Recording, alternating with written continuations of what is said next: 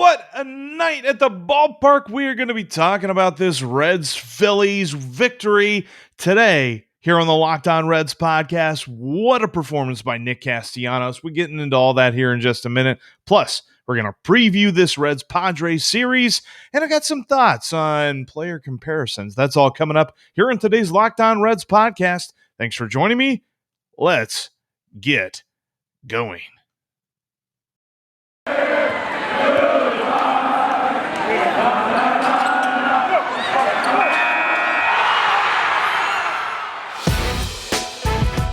It's the Locked On Podcast Network, your team every day.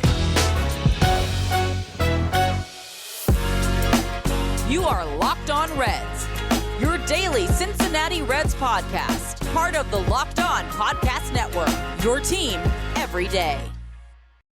What's going on, Reds fans? Welcome in to the Locked On Reds podcast. I'm your host, Jeff Carr. Thank you so much for joining me because I am excited. What a night it was last night at the ballpark for the Cincinnati Reds.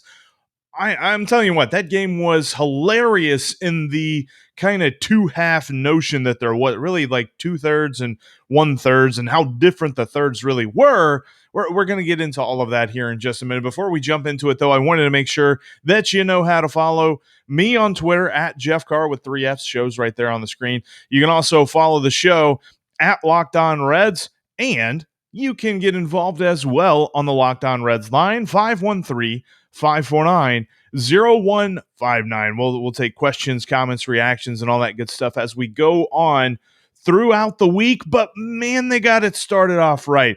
Most of the time when you think of Mondays, you're like, man, I hate that day. It's not a great day of the week. They just got done with the weekend. We're just starting up the work week, but the Reds slam the Phillies. That was an absolute blast to watch, with the caveat of from like the 7th inning on, because for the first 6 innings, the Reds were dominated. What did we talk about yesterday? We talked about the Reds' struggles with left-handed pitching, and we talked about the fact that Spencer Howard was listed as the probable starter for the Phillies, but he was most likely going to be joined at some point and kind of piggybacked with a left-handed pitcher, and that was Bailey Falter. Actually, shout out to Reds Content Plus for making that call. They were right on the money because Bailey Falter comes in and throws more pitches than he has all year long and dominates the Reds. They couldn't get anything going. They did score 2 runs off Spencer Howard, which was good, and it was kind of a back-and-forth game for those first 6 innings because the Phillies actually had a 4-2 lead. If you didn't watch the game, there was a point where the Reds weren't winning this one. And that's the hilarious thing whenever you look at the final score.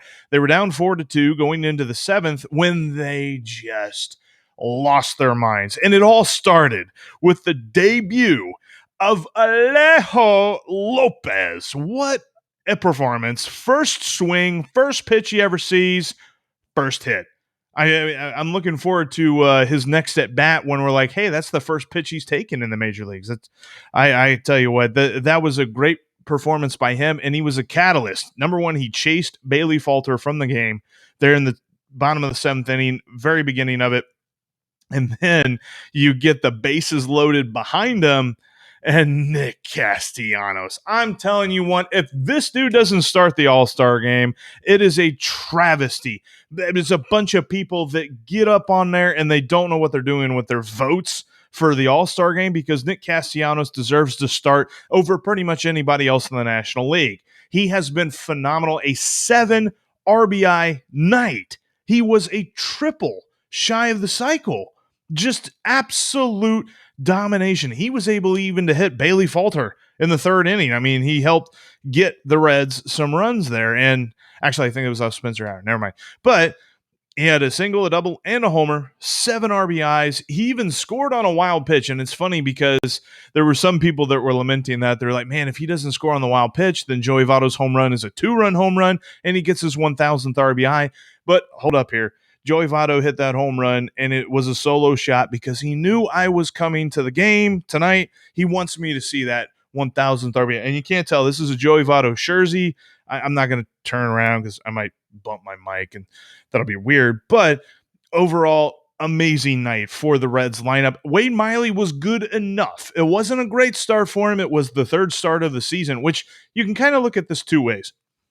It was either the third start of the season that he gave up 2 earned runs or more, and you're like, well, all right, maybe he's going down. But you can also look at it as he only has 3 starts this season where he's allowed 2 earned runs or more than 2 earned runs. But he kept the Reds in the game, and that's what you got to do. And he pitched 6 innings.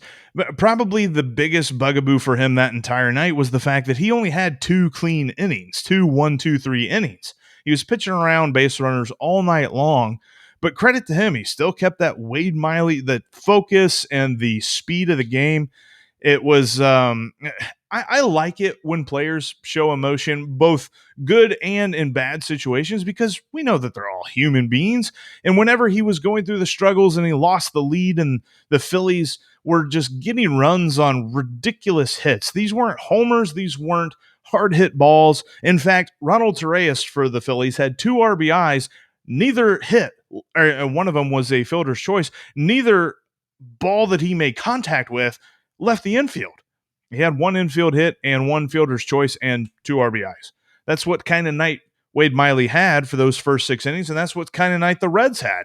Eugenio Suarez made some pretty good defensive plays, but he had that one really bonehead mistake where it wasn't an error, because you're not going to put this in the air for a mental mistake, but he picks up a ball that really, if he'd have let the ball go to Mike Freeman probably could have made a play at first, but instead he tries to be a hero, scoop it up and throw to second, and it just doesn't work. But that's okay, because the 7th inning flipped everything on its head. Nick Castellanos with the grand slam, and then they scored another 4 runs there in the 8th. In fact, the final score, 12-4, was actually the closest game in the Reds-Phillies series. Let that sink in for a minute. Game 1, May 31st, the Reds won 11-1. Game 2, the Phillies won 17-3. And Game 3, which got pushed back to yesterday, supposed to be June 2nd, was played yesterday. The Reds won by 8. So, yeah, that was the tightest game of that entire series. I don't know what to make of that, but I know this. It was a lot of fun. And I know that trying to ascribe a 12-4 victory over the rest of the week is kind of foolhardy, but they have some positive momentum moving into this Padres series that is going to be pretty important. I mean, we're looking at these last 6 games of this homestand between the Padres and Cubs as some pretty big stuff. Love to see them go 4-2, because that means that they've got a 7-4 homestand. That would be huge. Going into this road trip where they got to go to KC and Milwaukee and all that stuff right before the All-Star break, I think it'd be a huge boon if they were able to do that. We'll have to see how that happens, though. We'll start previewing that series here in just a moment. But overall, what an amazing night. And almost forgot to mention that the bullpen pitched pretty well. You got a good outing from Josh Oshich. You've got a good outing from Heath Hembree, and a good outing overall for this bullpen. Just a fantastic night for the Reds. All right, coming up here in just a minute, I want to preview this Reds-Padres series that is coming up. Before we get into that, though, I wanted to let you know that if you are looking for a part for your car, you got to check out rockauto.com. They've been doing this for over 20 years, and when you order your part, they're going to deliver it right to your door. Check them out today. They've got amazingly low prices on all of the parts that your car will ever need, and they've got the same price tiers whether you're a professional or you're an amateur, whether you're trying to restore a classic car or you're just trying to put some new brake pads on your daily driver. Check them out today at rockauto.com. And when you're in the checkout section in the How'd You Hear About Us area, type in Locked On to let them know that your pal Jeff sent you. That's rockauto.com, and type in Locked On the How'd You Hear About Us area. If you're looking for brake pads, brake lights, whether you're looking for maybe some air conditioned stuff or you just need new carpet, Rock Auto's got it all. Check him out, rockauto.com, and tell him Locked On sent you. All right, so the Reds now have to face some demons. I think they've pretty much gotten over that really dramatic, really deflating, what we can all agree on was probably the most heartbreaking loss of the season so far in San Diego, whenever they go up in the 9th and they lose it in the bottom of the 9th. Now they get their revenge. Now they have a chance to do this, because here comes the Padres, and the series is starting out rough because, we're not going to go into this. Obviously, we've talked about it ad nauseum over the last couple of days, but Blake Snell starting the game for the Padres, he's a lefty. Yeah, you're going to look at his numbers and you're going to say, well, Jeff, he's not had that great of a year. Neither did Drew Smyly, and Drew Smyly shut down the Reds lineup. So this might be one of those frustrating days, and Blake Snell is definitely going to go longer into the game than Bailey Falter did if he is pitching as good as Bailey Falter. He could go 7, 8, maybe even 9. Hopefully, we're not talking about that tomorrow on the recap. Hopefully, the Reds can get up on this dude who has had a rough go of it. He hasn't quite had the success that he enjoyed in Tampa Bay.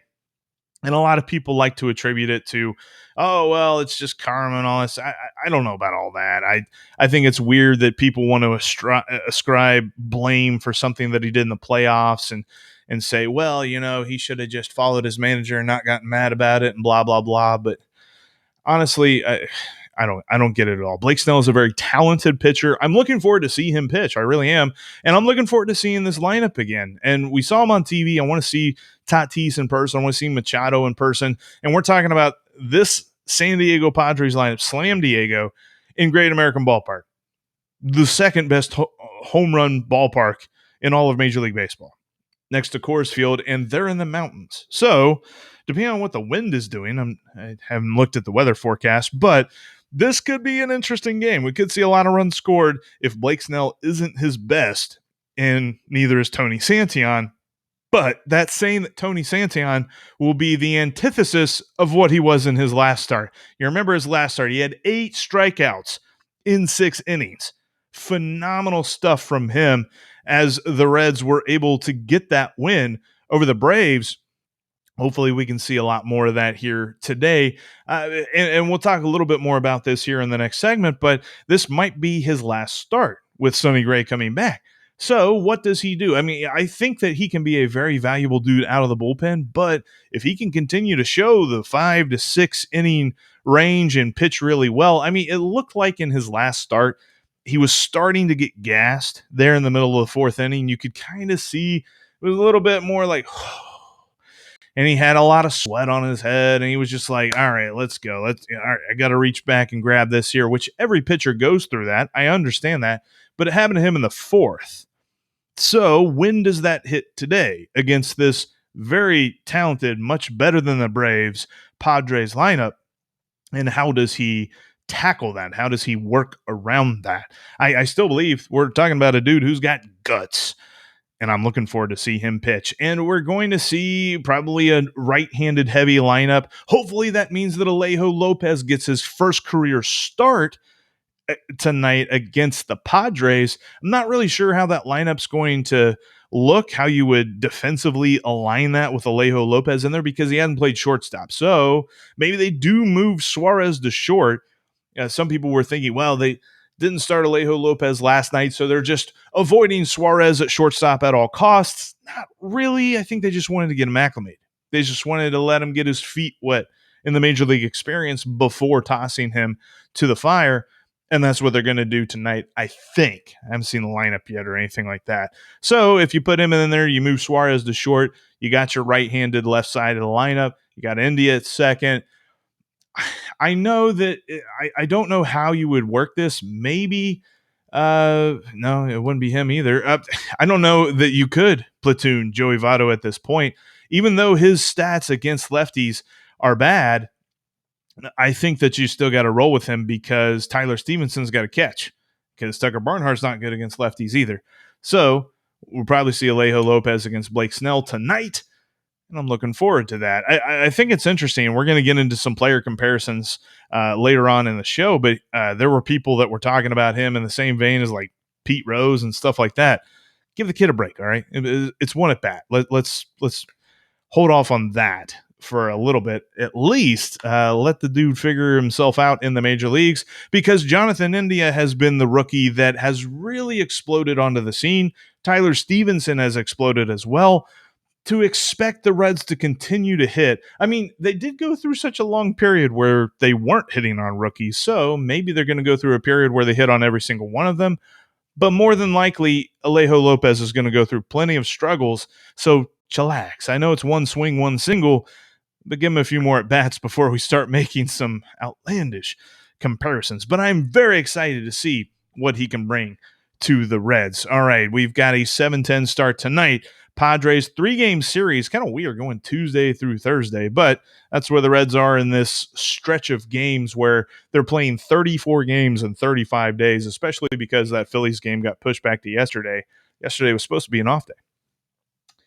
But we'll see what they can do here against the Friars as they come to Great American Ballpark tonight. All right, coming up, I've got a few more thoughts. We're going to talk about Sonny Gray's return. We're going to talk about those player comparisons because I just had, it was a random group chat on Twitter that I had, and it sparked an idea. We'll talk about that here in just a minute. Before we talk about that, though, I want to talk about the other favorite thing that I love talking about besides baseball, and that's food. And I want to tell you about the Wild Alaskan Company that brings amazing seafood right to your door. If you're like me and you love fish, I am a huge seafood guy.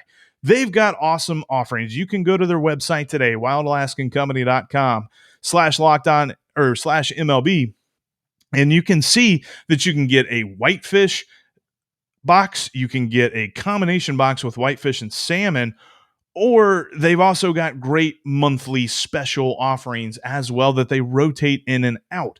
This is wild caught seafood that is flash frozen and sent directly to you so that you, whenever you thaw it out, you're basically thawing out fresh fish. Look, we all live, most of us, unless I'm talking to somebody that lives by the ocean, and if I am, I'm really jealous of you. But like those of us that live here in Cincinnati, fresh seafood doesn't make any sense because we don't live by the sea. Wild Alaskan Company does what they can to send you frozen fresh seafood so that when you cook it, it tastes just like you caught it. And I'm looking forward to this so much. I'm about to cook up some halibut tonight right before I head down to the ballpark. Going to be an absolutely awesome experience. I love halibut. So flaky, so good. And Wild Alaskan Company has amazing halibut. Check them out today at wildalaskancompany.com/MLB and get $15 off your first box. That's wildalaskancompany.MLB for $15 off your next box. I love the Wild Alaskan Company, and you will too. Check them out today. wildalaskancompany.com/MLB.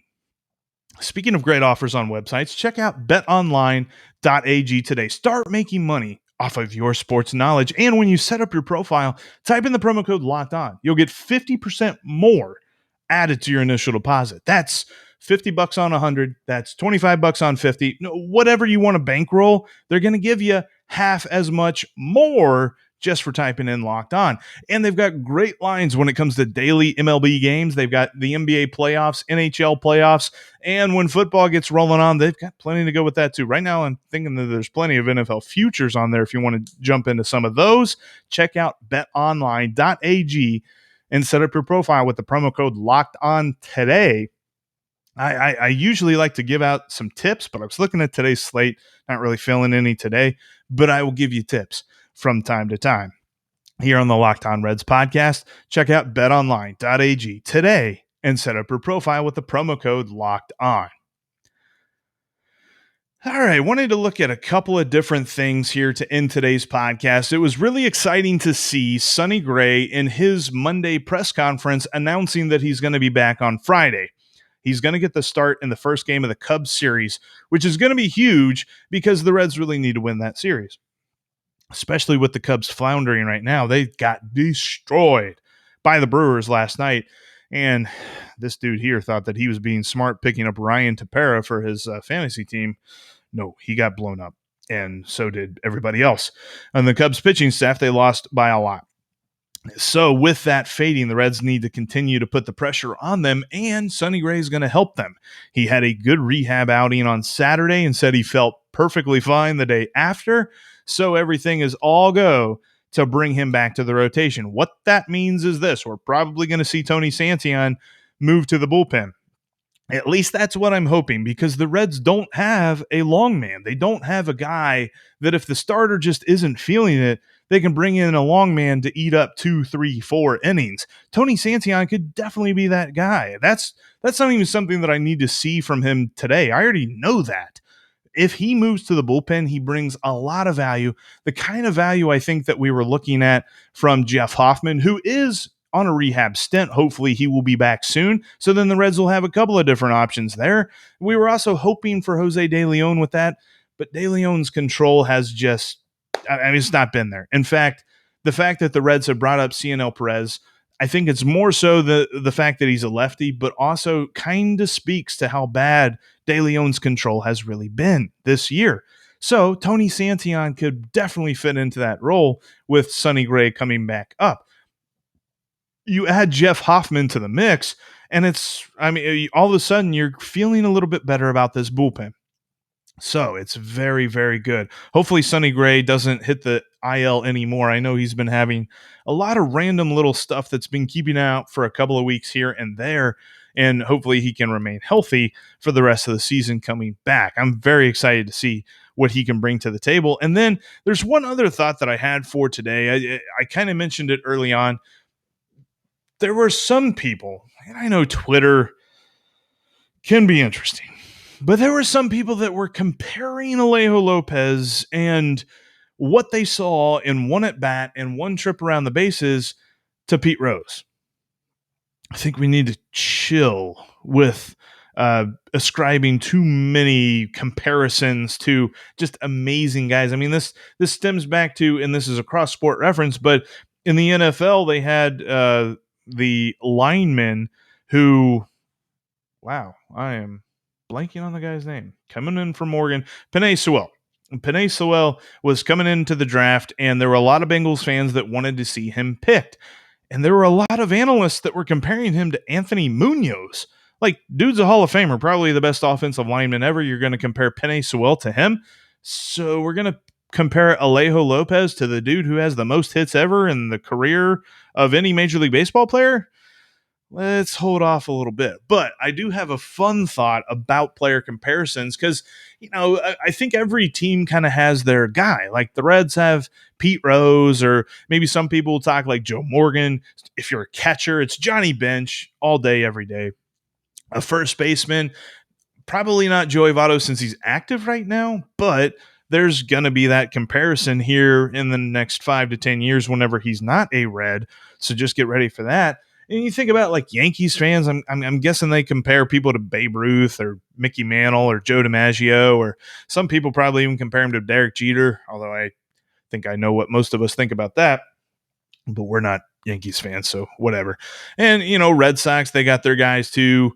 So what would be kind of funny, like when you look at player comparisons, like, I don't know that I've ever heard a Pirates fan say this, like compare a pitcher to Doc Ellis, but could you imagine if you had somebody like that? Like, he might be a good pitcher, but let's see him pitch a no-hitter on LSD, then we'll talk. Stuff like that. I love, that's probably the favorite thing about baseball for me when it comes to just comparing players, is looking at how a guy matches up. One at bat isn't really going to do that for me. I'm not going to go crazy with it. In fact, if we want to get technical, Jonathan India kind of reminds me a little bit more of Pete Rose than Alejo Lopez does. He runs hard. He plays hard. That headfirst slide into home plate. I haven't talked to anybody about this yet, but I'm guessing that probably gave some folks flashbacks, because that was a beautiful slide there in the game under the tag. Just a wonderful play that he had made to score that run. But when it comes to player comparisons, there's so much fun that you can have. I mean, the one thing that'll interest me, and it's something that we've done a lot here recently with pitchers who maybe don't fit the bill, is there is a wealth of pitchers from the 2015 through 2019 era that we can just be like, oh my goodness, this guy reminds me of Asher Wojciechowski. Or shucks, this guy's like Abel De Los Santos. Or, I don't think anybody's going to do that. But yeah, player comparisons are great. If you got a good player comparison, send it to me at 513-549-0159, or hit me up on Twitter at Jeff Carr with 3 Fs, or at the show's Twitter account at Locked On Reds. But yeah, and I know that Pete Rose gives people some trouble, and I've mentioned this before. We all know he's got off the field issues. I'm talking about on the field. I'm not getting into all that stuff. I talk baseball here. We're talking about guys on the baseball field. What they do off the baseball field is their business. And anyway, that's enough of that. So looking forward to the Reds and Padres coming up this evening. A measure of revenge, hopefully, is on the menu. We're going to be talking about that tomorrow on the podcast. Make sure that you are subscribed here on this YouTube channel, or you are following the podcast if you're listening to the audio version. And I already mentioned the Twitter and the Locked On Reds line, so we're not going to do that all again. But I appreciate everyone so much for listening and watching. I'll talk to each and every one of you tomorrow.